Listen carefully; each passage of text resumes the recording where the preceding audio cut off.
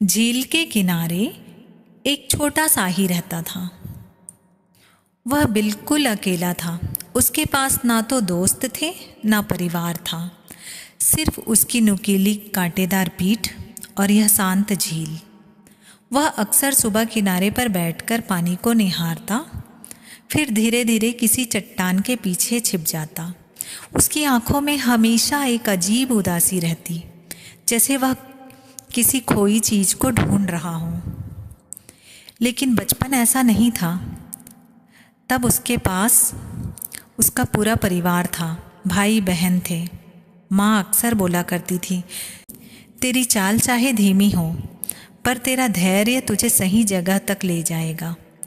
उस समय उसे यह सब शब्द समझ नहीं आते थे, पर बाद में वही शब्द उसके सहारे बने। एक दिन अचानक उसका परिवार कहीं और चला गया और वह अकेला रह गया। पहले पहल वह हर आवाज़ पर चौंकता और हर लहर से उम्मीद करता कि परिवार लौट आएगा। लेकिन धीरे धीरे उसने मान लिया कि अब उसे खुद ही जीना है। शुरू में वह चुप हो गया, लेकिन धीरे धीरे उसने महसूस किया उसका कांटेदार शरीर उसे बचाता है। उसकी धीमी चाल कमजोरी नहीं बल्कि उसकी स्थिरता है। फिर एक दिन तूफान आया। साही डरकर अपने कांटों में छिप गया और जब तूफान थमा तो आसमान में इंद्रधनुष था। उसने सोचा, मेरे कांटे बोझ नहीं, मेरी ताकत है।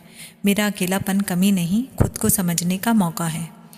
अब वह रोज तैरने जाता, अपने प्रतिबिंब को देख कहता, तुम अच्छे हो, तुम्हारे पास कुछ ऐसा है जो किसी और के पास नहीं है। धीरे धीरे उसका मन हल्का होने लगा। एक दिन उसने झील के दूसरे किनारे तक जाने का साहस किया। रास्ते में उसने नई चीजें देखी, रंगीन पत्थर, छोटी मछलियाँ। जब वह दूसरी तरफ पहुंचा तो उसने पहली बार खुद पर गर्व महसूस किया। अब वह सोचता, मैं अकेला नहीं, मैं अपने साथ हूँ और यही काफ़ी है।